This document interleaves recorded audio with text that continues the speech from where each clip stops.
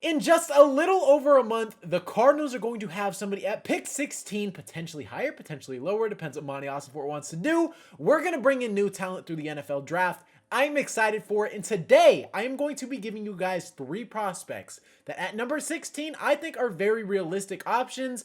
I think the Cardinals have a lot of opportunity to strike gold. Now, whether we want to trade up, trade down, or stay at 16 for today's video, I'm going to say we stay put at 16. I'm going to give you guys 3 realistic options.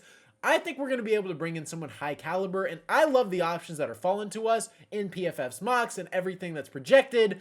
I think we have a good chance at landing one of these players. Now, before we get started, you guys let me know down below whether you guys want to see the Cardinals trade up, trade down, stay at 16, and who you want to see as target. Give me 3 options down below. I'm giving you guys 3, and if you guys are new to the channel and end up enjoying today's video, consider hitting that subscribe button. I post Arizona Cardinals and NFL-related content. If you're a fan of either of those, perfect channel for you. And also, if you guys want to see mock drafts, let me know. I bought the simulator, so if you guys want to see it, I will pop those out for you. Let's go ahead and kick this thing off with Emeka Egbuka. You guys have probably seen me float this around, and yes, at pick 16, it might be a little irresponsible, but we need another receiver. We need someone who can separate, and Egbuka does a lot of things that I love personally. He plays slot, which is something we need desperately, and guess what? On top of that, you guys see the grades. Contested catch rate, 60%, 80.9 versus man, 2.5 yards per route run, 82 receiving grade. None of that really matters at the end of the day. If you turn on the tape, he is fantastic, and he fits the role of slot perfectly. He's able to find soft spots in zones. He can separate. He's great at finding the end zone. Egbuka brings what this offense needs. As you guys see, slot yards, 785. This is where he excels.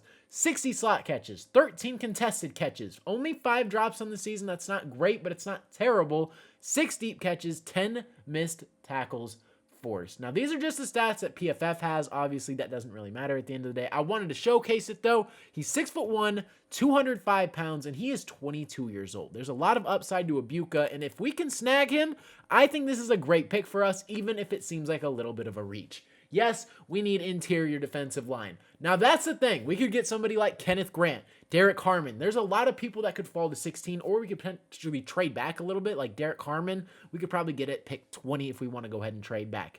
Is that something we want to do?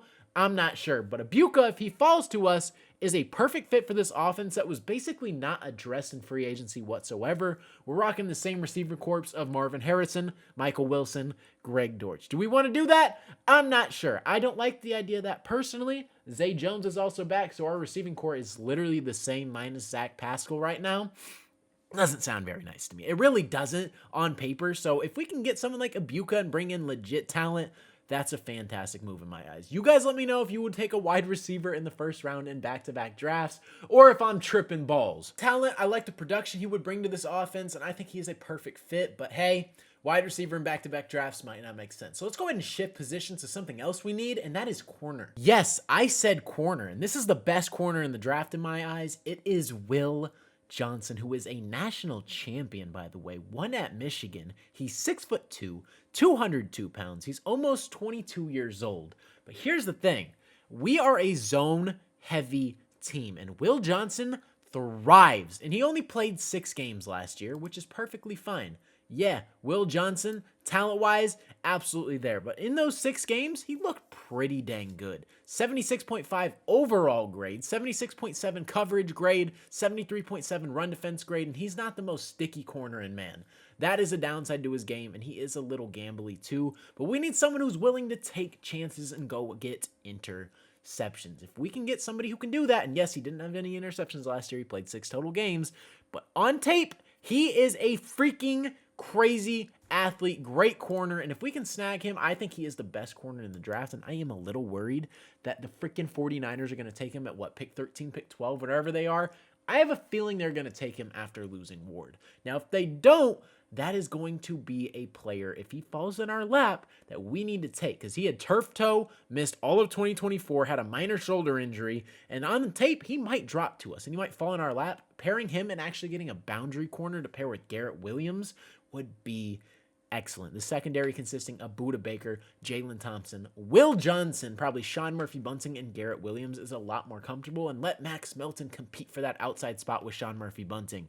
I would love that. He is a zone scheme perfect corner. We need that crazily. He is literally a perfect fit for this defense, and if we snag him, I would not mind whatsoever. Great instincts. He's able to jump routes, bait throws. Like, watch the tape. This guy is special. Also addresses a big position of need that we did not go out and get in free agency. Apparently, we're in the market for a veteran corner, but I would rather go young. I'd rather go get a young guy to pair in the secondary. Like, it just makes sense to me. That's the second player. You guys let me know down below how you guys are feeling about Will Johnson. And the third player, we're going to stick on the offensive side of the ball. We're going to go ahead and talk about an offensive lineman. I've been floating around Josh Simmons for a long time, but today we're going to be talking about Kelvin Banks, who a lot of people have dropping because they don't really know what he's going to do in the NFL. They don't know if he's going to be a tackle. They're worried about his arm length. They think that's going to hinder him, but he's 6'4", 320 pounds, a great athlete. If you guys watch the tape, he is a fantastic athlete for 320 pounds. He's 21 years old. There's a lot of upside, and he can also play guard. He could play guard. He could play tackle. You could put him wherever you want. If we want to run him at right guard, we could probably do that this season.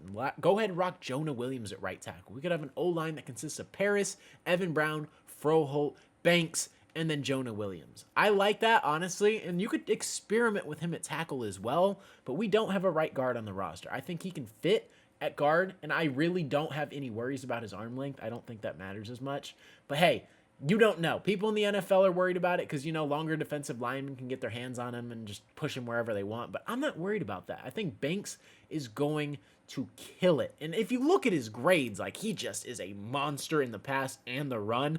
89.9 grade with an 81 run block grade, 81.5 zone grade with an 80.8 true pass set pass block grade. And he's played some good teams. He graded 78.6 against Georgia.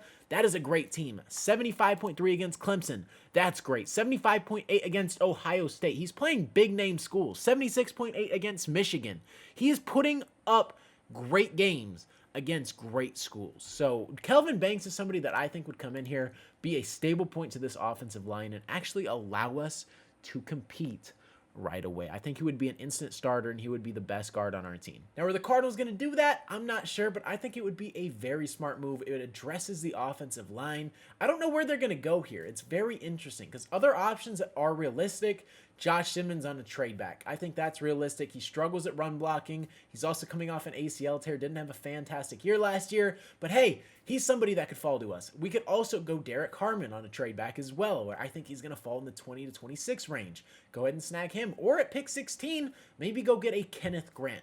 I think that would be a great pickup for us at 16 too. Get us some interior line help as well. Dalvin Tomlinson is like 31, 32 years old. Gives us some youth at the position to pair with Darius Robinson. I like that as well. And maybe you want to get crazy. You want to trade up for Mason Graham, you got to jump probably against Jacksonville. So whoever's at number 4, you got to catapult all the way up to there, because if Mason Graham falls, I think he is the best player in this draft.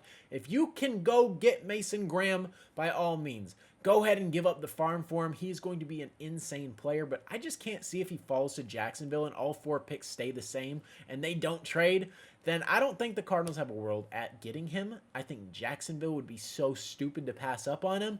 If they do, bookmark this. He's the best player in the draft, by far in my eyes. There's 3 people that I am not worried about. That is Emeka Egbuka, Will Johnson, Mason Graham. I think those are for sure hitters, and if the Cardinals can land one of them, I would be very, very happy. You guys let me know down in the comment section below how you guys are feeling about my 3 that I evaluated today, I put in the video, or who do you want to see? Just let me know. The draft is about a month away, a month and 3 days to be exact.